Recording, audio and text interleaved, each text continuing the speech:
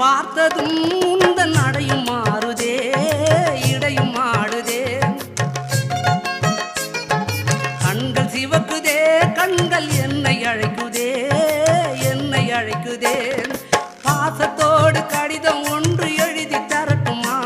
என் இதய வாசல் உனக்கு மட்டும் திறக்க சொல்லட்டும்